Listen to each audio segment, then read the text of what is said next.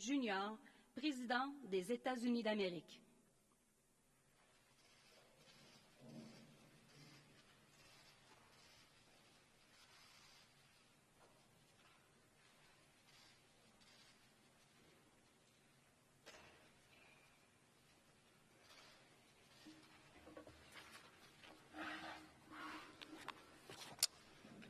Bon après-midi, tout le monde.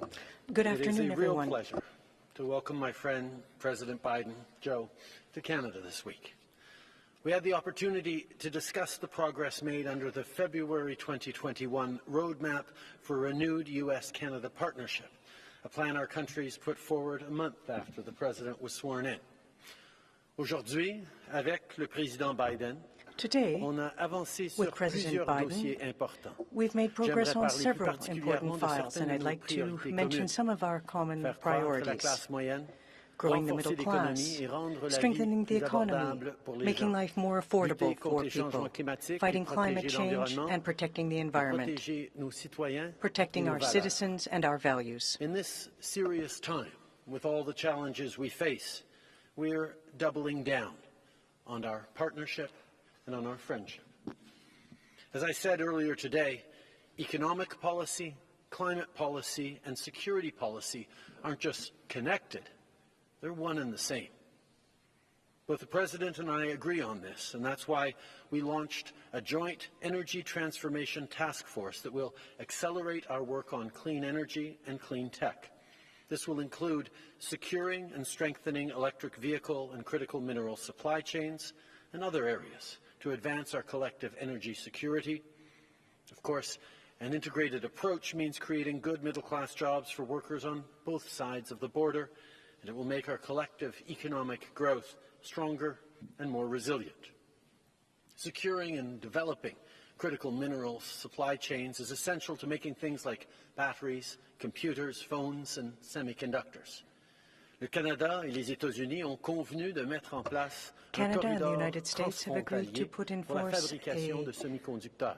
system for Aujourd'hui, building j'annonce donc que le semiconductors, and so Canada I'd a like to signé announce un today accord that we have avec signed an IBM agreement with pour IBM étendre ses capacités to liées aux extend the semi-conducteurs dans ability les and installations de capacity for Bromont the au installations Québec in Bromont, et pour Quebec, développer de nouvelles to develop capacités. new La capacity. demande est en hausse, tout comme la Demand is on the concurrence. rise, as is competition. L'investissement du Canada dans le secteur Canada's des investment semi-conducteurs, in qui va atteindre semiconductors, jusqu'à which will be up to 250 millions de dollars, $250 million, va permettre d'accroître will la make it possible compétitivité de to l'économie enhance nord-américaine, the de créer des competitivity of the emplois North pour la classe American moyenne, economy, create de jobs tirer for the middle parti class, du talent canadien and to et draw d'aider on à réduire Canadian la talent pollution.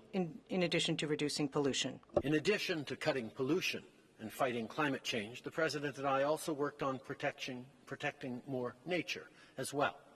Canada and the U.S. share the longest land border in the world. We share 3 oceans and the Great Lakes. The Great Lakes are a source of drinking water for 40 million people, and this shared resource needs to be protected. This is why Canada will make a major new investment of $420 million to continue safeguarding the Great Lakes for generations to come. Whether it's on protecting our shared waters, including in the Arctic, conserving biodiversity, or building strong net-zero economies, Canada and the U.S. will continue to work together as partners. We'll also continue to work together as partners to keep our people safe.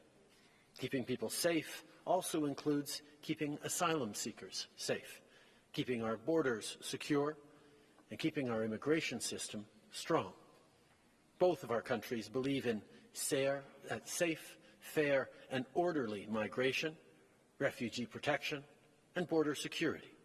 This is why we will now apply the Safe Third Country Agreement to asylum seekers who cross between official points of entry. After midnight tonight, police and border officers will enforce the agreement and return irregular border crossers to the closest port of entry with the United States. Lorsque l'accord sera mis en œuvre, à partir de minuit ce soir, When the les agreement comes policiers, into les force, agents as of midnight frontaliers tonight, vont border renvoyer officers les will ressortissants qui return traversent la frontière de people manière crossing the irrégulière border au poste frontalier to the canado-américain le plus proche. closest Canada-U.S. Nos border équipes crossing. ont travaillé fort Our teams pour have en worked arriver à cet hard accord. to achieve this agreement. All of the work will make it possible to deter irregular immigration at our borders, while at the same time we increase regular migration Keeping and people immigration. safe is always our top priority. Last year, I had the opportunity to visit NORAD personnel in Colorado. NORAD plays a central role in detecting, deterring, and defending against aerospace threats to our shared continent.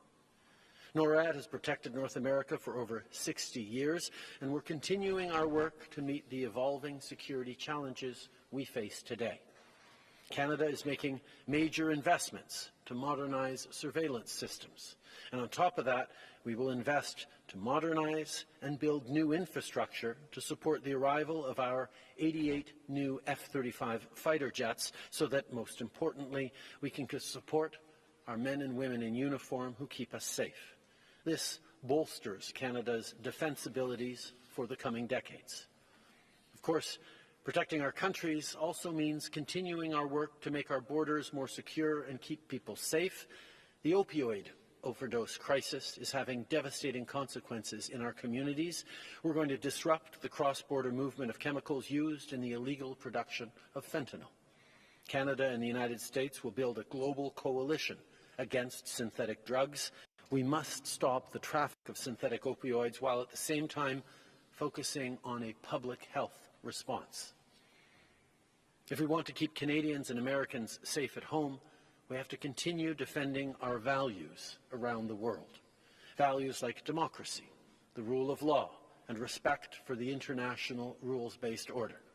Today, we reaffirmed our steadfast support for the Ukrainian people as they defend themselves against Putin's brutal, barbaric invasion. We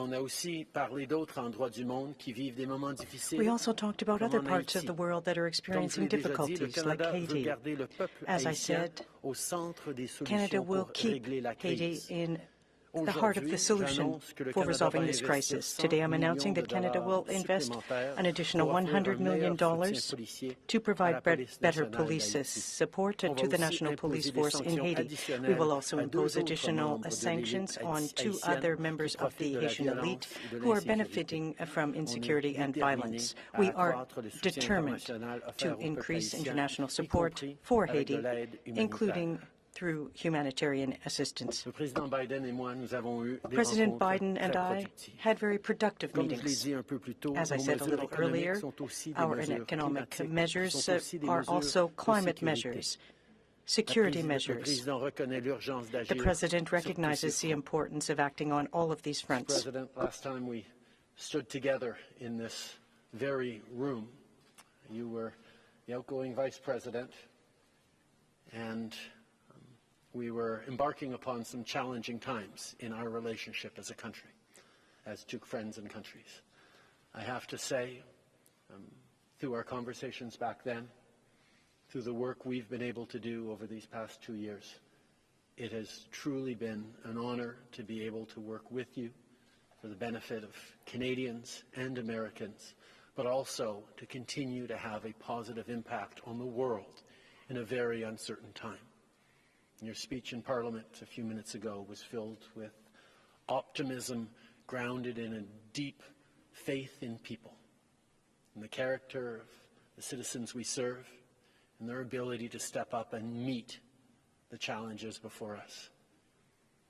Like we have for many years, we will continue to work shoulder to shoulder as allies and friends to build a better future for Canadians and Americans alike. It is always a pleasure to stand beside you. It is always a pleasure to work with you. Right now, it's a pleasure to hand it over to you. Well, thank you very much, Mr. Prime Minister. And I can't think of a challenge we haven't met together when we sought to do it together. Excuse me. Before I speak of the progress of this trip, I was informed by my national security team on the way over here that about an attack in Syria yesterday, and Iranian-backed militant groups used an unmanned aerial vehicle to strike one of our facilities, causing several American casualties. One of our citizens tragically died in that attack. And on the flight up yesterday, I spoke to our national security team and ordered an immediate response. Last night, U.S. military forces carried out a series of airstrikes in Syria, targeting those responsible for attacking our personnel. My heart and deepest condolences go out to the family of the American we lost and wish a speedy recovery for those who were wounded. But I'm also grateful for the professionalism of our service members who so ably carried out this response. And to make no mistake, the United States does not emphasize seek conflict with Iran, but be prepared for us to act forcefully, protect our people. That's exactly what happened last night. We're going to continue to keep up our efforts to counter terrorist threats in the region in partnerships with Canada and other members of the coalition to defeat ISIS. Now, let me get to today's business. It's wonderful to be back in Canada. I'm honored I had a chance to address Parliament this afternoon. They were very patient, and I appreciate it. And, a little over 75 years ago, in his own address to Parliament, President Truman said, "No two nations are called upon to make great contributions to the world's rehabilitation." And, we are making great contributions to the world's rehabilitation, in my view. Today, as we stand at, as I said today, an inflection point in history, our nations are once again called upon to lead. And together, I believe we're answering the call. First, we've unleashed an economic potential of our people and our partnership that generates more than $2.5 billion in trade every single day. Secondly, we're transforming our hemisphere into a clean energy powerhouse, including extending the Inflation Reduction Act tax credits to electric vehicles assembled in Canada. And as we discussed over the last 2 days, we're also strengthening our supply chains for critical minerals and semiconductors that power our everyday lives. Today, we're making a $50 million available through the Defense Production Act to incentivize more U.S. and Canadian companies to invest in packaging of these semiconductors and printed circuit boards. I also want to emphasize what I said earlier in Parliament, that Canada and the United States always will have each other's backs. And we see this through NORAD as we work to modernize the world's only, and emphasize it again, the only binational military command. There's none other in the world.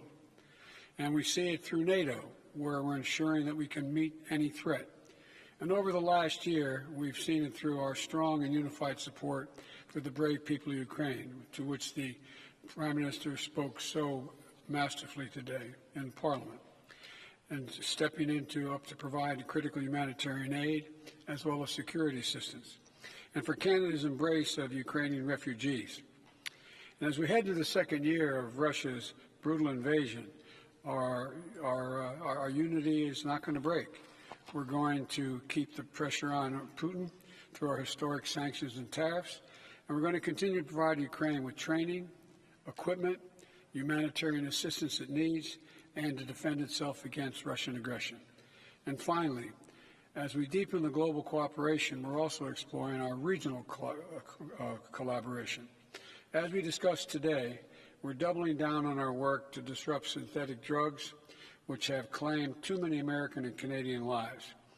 By bolstering our work together in the North American Drug Dialogue with Mexico, and building on a new global coalition against synthetic opioids, we're working to get these killer drugs like fentanyl out of our communities. And together, under the Los Angeles Declaration on Migration and Protection, and the Prime Minister has already spoken, we're also making good on our commitment to address the historic levels of migration in our hemisphere. Since we created dedicated pathways in the United States, the number of migrants arriving on our southern border has dropped precipitously. And I commend Canada for stepping up with a similar program, opening new legal pathways for up to 15,000 migrants to come to Canada from countries in the Western Hemisphere. Mr. Prime Minister, Canada and the United States has always been partners in progress. And today, we're once again called to lead. I know that the United States can count on Canada to be our friend, doing the hard work, doing the historic work, doing the work that matters, and doing it together. I truly believe we're going to make some great contributions, and I am optimistic about the future. And that's not hyperbole. I'm optimistic. I really am. We're going to make a better future for the people of Canada, the American people, and in consequence for the whole hemisphere and around the world. Thank you. Thank you, Mr. President. Prime Minister, we'll be taking 2 questions from the American delegation, 2 questions from the Canadian delegation. 1 question, 1 follow-up. Mr. President, first question over to you. All right. I guess the first person I'm calling on is Josh. Josh. Thank you, Mr. President. 2 questions, 1 for each of you. Mr. President, you talked today about the security and economic partnership with Canada. President Xi just went to Russia and expanded China's economic commitment with that country. Why do you think many leading countries are choosing to form competing partnerships, and what does that mean for the world? Prime Minister Trudeau. Oh, sorry. Canada recently banned TikTok on government devices. Knowing what you know, are you comfortable with the idea of your children or family members using TikTok? Thank you. I respond to the question first. Well, first of all, look, in 10 years, Russia and China have had 40 meetings. 40 meetings. And I disagree with the basic premise of your question. We have significantly expanded our alliances. I haven't seen that happen with China and or Russia or anybody else in the world. We're in a situation in the United States where NATO is stronger. We're all together. The G7, the Quad, the ASEAN, Japan and Korea. I have, my staff pointed out to me, I have now met with 80% of the world leaders just since I've been president.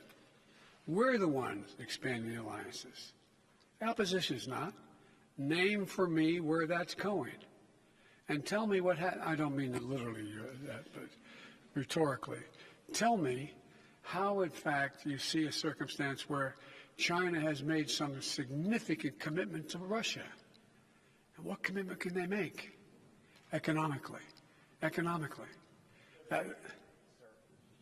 Pardon me? Their trade has increased, sir. Yeah, the trade has increased compared to what?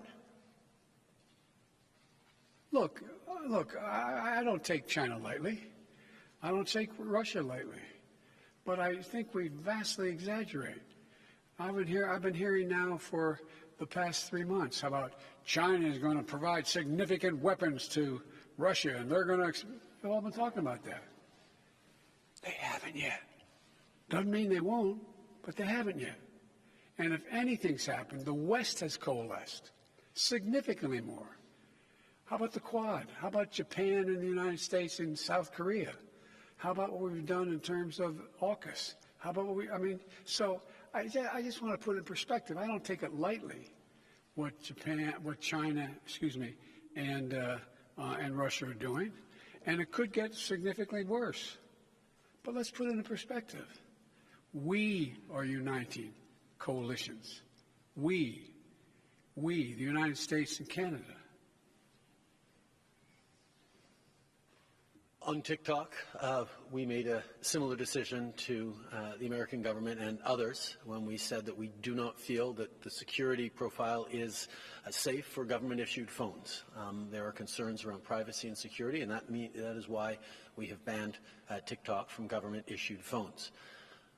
But your question, Josh, was about what I do as a parent of teenagers and my kids on social media. And on that,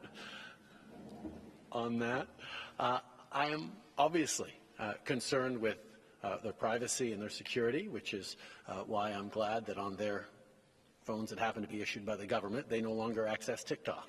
That was a big frustration for them. Really? This applies to us too, Dad? Yes, I just did that.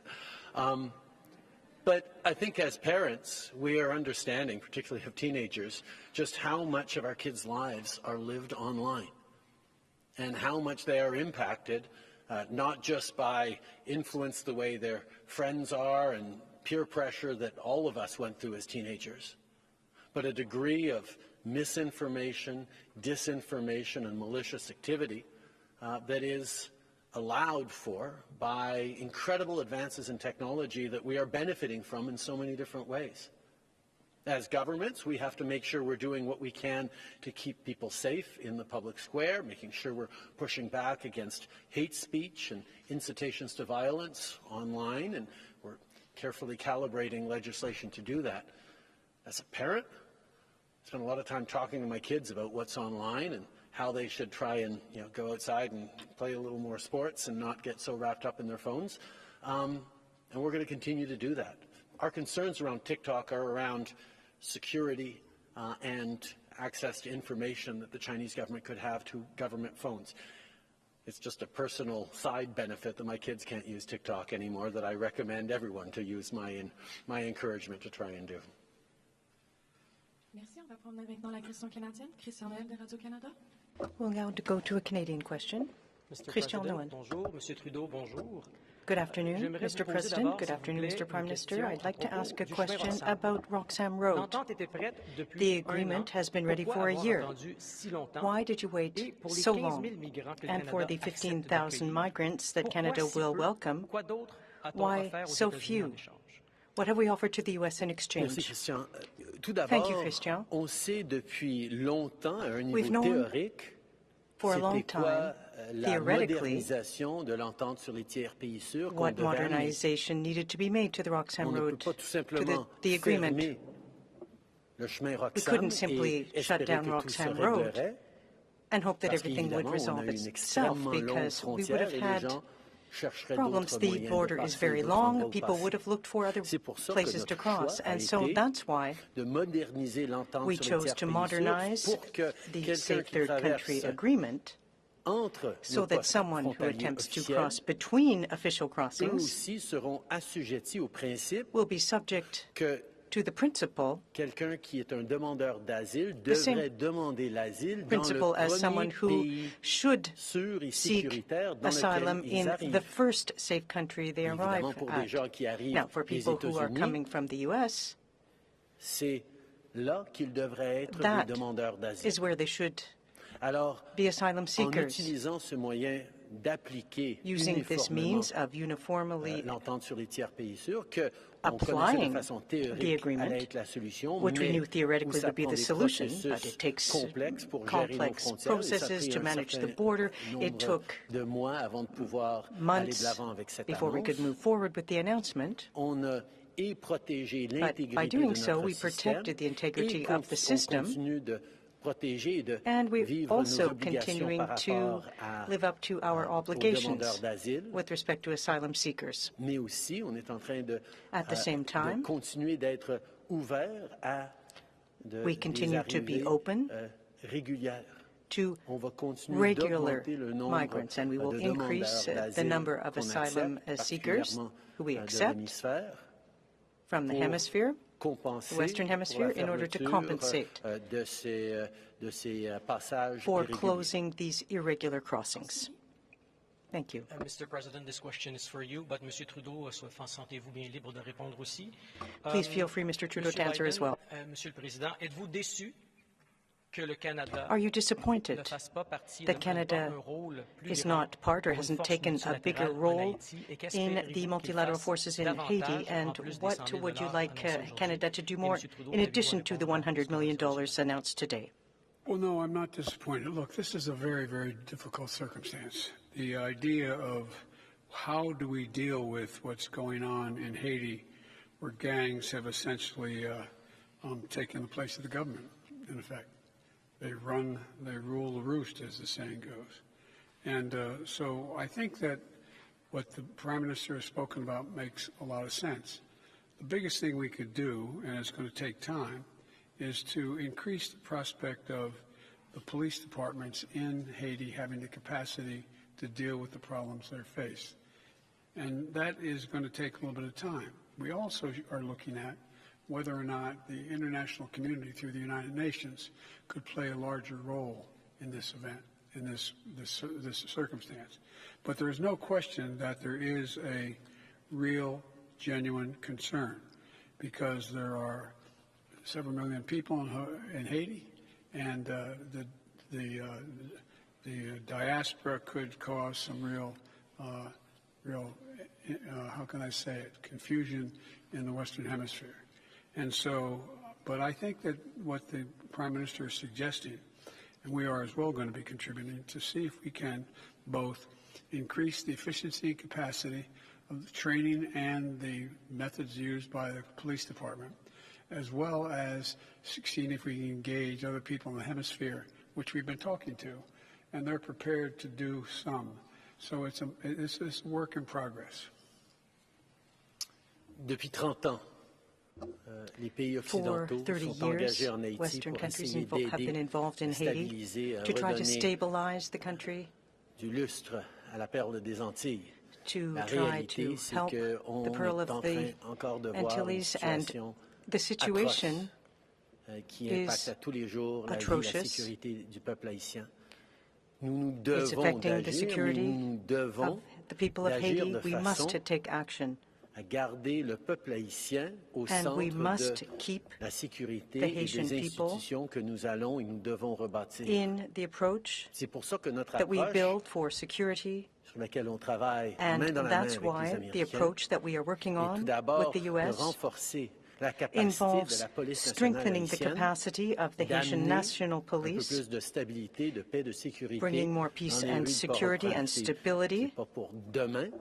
This Ça won't va happen prendre tomorrow. du It will, travail de of longue course, haleine, mais on va être là be a pour long appuyer la process, but we capacité de la will be police there nationale to support the haïtienne. capacity En of même the temps, police in nous Haiti, devons the national reconnaître qu'une police. partie de At the same time, l'instabilité, de l'insécurité part of qui the se passe en insecurity and Haïti, instability in c'est à Haiti cause des élites is haïtiennes because of qui, depuis the trop Haitian longtemps, elite who have for too long profitent de la misère du benefited peuple from the haïtien, misery of the Haitian people. jouent pour leur intérêt personnel They à la politique work haïtienne for their own et political gain, interfèrent their avec la own personal capacité gain, de ce pays de se rétablir.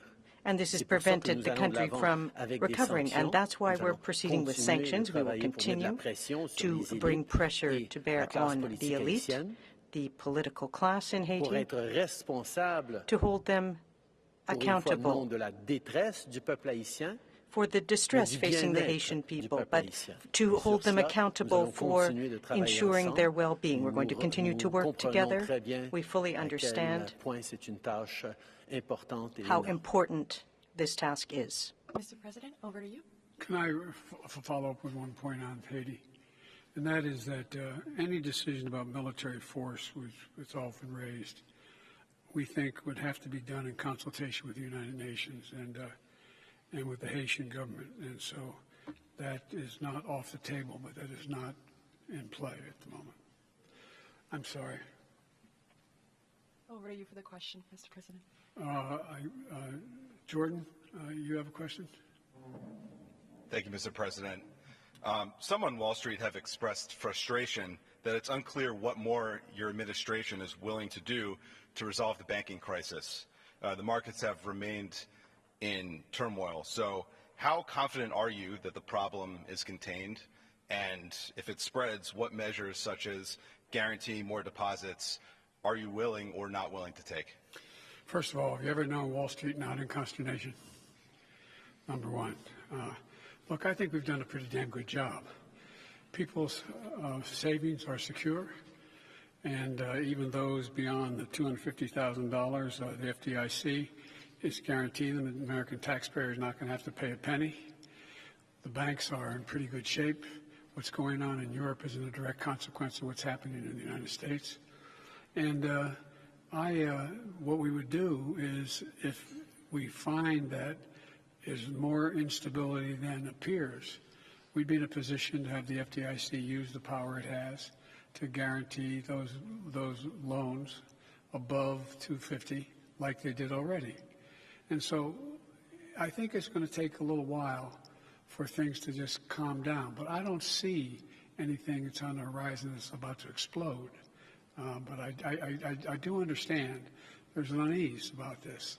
And these mid-sized banks have to be able to survive, and I think they'll be able to do that. And Mr. Prime Minister, the U.S. has included Canada in electric vehicle subsidies, as you've discussed, that were included in the Inflation Reduction Act. But the IRA also raises some competitiveness concerns and challenges for Canada. President Biden supports Buy American provisions very strongly. and that has historically led to some trade tensions. So are you planning to announce anything in your budget to keep up, so to speak, and are you asking the U.S. government for exceptions to the Buy American provisions in other areas? First of all, there's nothing new about Canada having to make sure that we remain competitive with the United States as a place for investment. That's something that we have long known as a friendly competition between us that has led to tremendous growth and benefits in both of our countries. Right now, we're in a time where Joe talked about it as an inflection point. I think that's exactly right. We can feel the global economy shifting in very real ways towards lower carbon emission technologies, cleaner tech, great jobs in the natural resource and manufacturing industries that are going to be increased on our continent after years of outsourcing and offshoring. There is a real opportunity for both of us, and the IRA, which is bringing in massive investments and massive opportunities for American workers and companies, is also going to have strong impacts on supply chains and producers and employees in Canada. Yes, we're going to have to make sure we're staying competitive and targeting the areas where we think we can best compete, and we'll have more to say about that in our budget next week. But let us take a moment to step back and see that North America, Canada and the United States in particular, are incredibly well positioned to be the purveyors of solutions and economic growth that the net zero economy around the world will need over the coming decades. The innovation, the know-how, the ability of us to make big things together leave us in a time of global uncertainty extremely certain that we are well placed for the future. Whether it's investments that have seen Canada go from 5th or 6th in the world in terms of battery supply chains to now 2nd in the world in terms of battery supply chains. Whether it's continuing our leadership on the cleanest aluminum in the world, moving towards cleaner steel and zero-emission steel. Whether it's moving forward on critical minerals that the world is understanding they can no longer rely on places like China or Russia for, that they can rely on Canada to be not just a purveyor of ores, but of finished materials that will be built in environmentally responsible, union or good middle-class jobs, wages, strong communities, and the kind of leadership that the world is increasingly looking for. There's long been a bit of a weakness, I think, to our argument that we've made over the past decades as Western democracies that says that our model is the best one, it leads to the most prosperity, but so much of our model, we sort of turned our back to the fact that it relied on cheap imports of goods or resources from parts of the world that didn't share our values and weren't responsible on the environment or on human rights or on labor standards.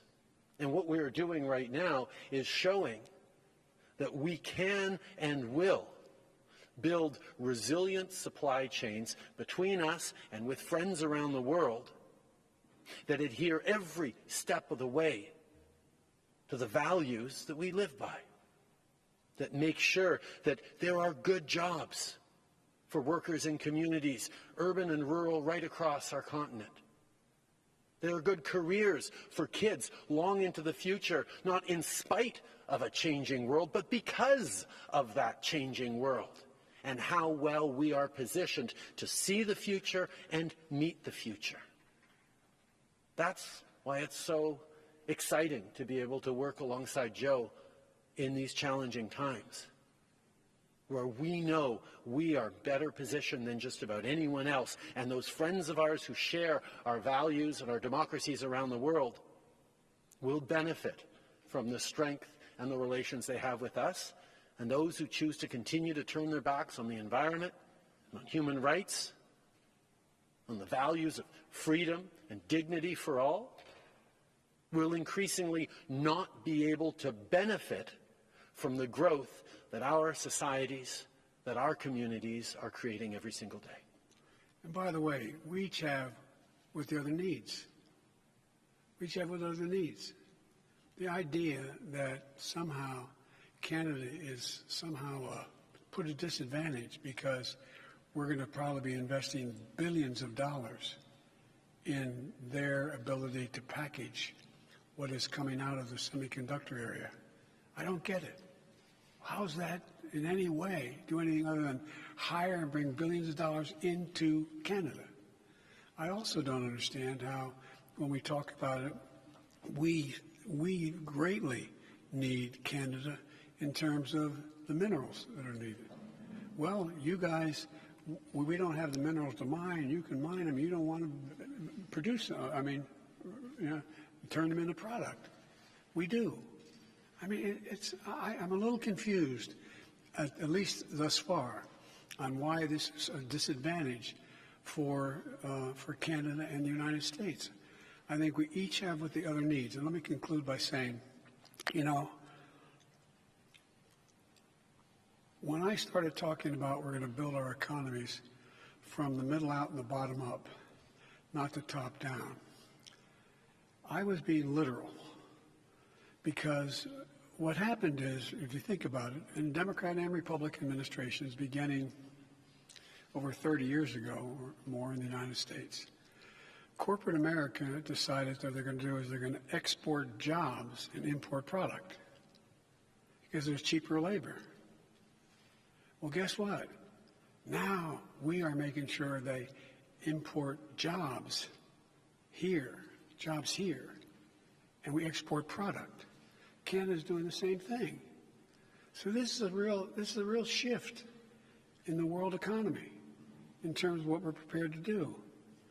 And I'll be darned if I'm going to stick in a situation where, as long as I'm president, where we have to rely on a supply chain in the other end of the world that is affected by politics, pandemics, or anything else. We're not hurting anyone in terms of having access to the start of the supply chain. It's available. But again, I predict to you, you're going to see, after we're both out of office, both China out of the game in terms of many of the product they're producing, and the United States and Canada pretty solid economically situated for the future in terms of also bringing back manufacturing jobs. Sorry. And they're telling me I'm talking too long because we got to go to dinner. Thank you. On va prendre maintenant dernière question. We'll take one last question. My first question is for the Prime Minister, but Mr. President, feel free to weigh in before my follow-up. Prime Minister, we know that you've appointed a special rapporteur, but with what we've learned about Han Dong's communication with the Chinese Consular General, do you believe he advocated for the delayed release of the two Michaels? First of all, Han gave a strong speech in the House that I recommend people listen to, and we fully accept that he is stepping away from the Liberal caucus in order to vigorously contest these allegations. But I do want to take a step back and point out that foreign interference by authoritarian governments like China, Russia, Iran, and others is a very real challenge to our democracies and is absolutely unacceptable. It's why over the past number of years, the President and I have had many conversations about this, and indeed will continue to work together with our democratic allies around the world to keep our institutions and our democracies safe from foreign interference. In 2018, when Canada hosted the G7 in Charlevoix, we actually created the G7 Rapid Response Mechanism to protect our democracies in cases of interference. And we will continue to work together to make sure we're doing everything necessary to protect our democracies, which by definition are more open and therefore more vulnerable to foreign actors trying to weigh in our politics, in our business, in our research institutions, and particularly impact on citizens themselves, which is why over the past years Canada, like our allies around the world, has given itself new, rigorous tools to counter foreign interference. And with the work that our expert rapporteur will do, with the work that our National Security Committee of Parliamentarians will be doing, and other institutions, we will continue to do everything necessary to keep Canadians safe. Nothing to add. Thank you. And Mr. President, when you took office, you canceled the Keystone XL pipeline. This week, your government delayed the environmental assessment to reroute Enbridge Line 5, and at the same time, you're approving oil drilling in Alaska. So what's your response to people who say it's hypocritical to stymie Canadian energy projects while allowing your own? First of all, I don't think it is, but I'll be very brief. The difficult decision was on what we do with the Willow project in Alaska. And my strong inclination was to disapprove of it across the board. But the advice I got from counsel was that if that were the case, I may very well lose in court and lose that case in court to the oil company, and then not be able to do what I really want to do beyond that, and that is conserve significant amounts of Alaskan sea and land forever. I was able to see to it that we literally able to conserve millions of acres, not a few, millions of acres of sea and land forever, so it cannot be used in the future. I am banking on, we'll find out, that the oil company is going to say that's not going to be challenged, and they're going to go with 3 sites. And the energy that is going to be produced there, estimated, would account to 1% of the total production of oil in the world. And so I thought it was the better gamble and a hell of a trade-off to have the Arctic Ocean, the Bering Sea, and so many other places off limits forever now. I think we put more land in conservation than any administration since Teddy Roosevelt. I'm not positive of that, but I think that's true. Thank you all. This is what concludes today's press conference. C'est ce qui met fin à la conférence de presse d'aujourd'hui. Thank you.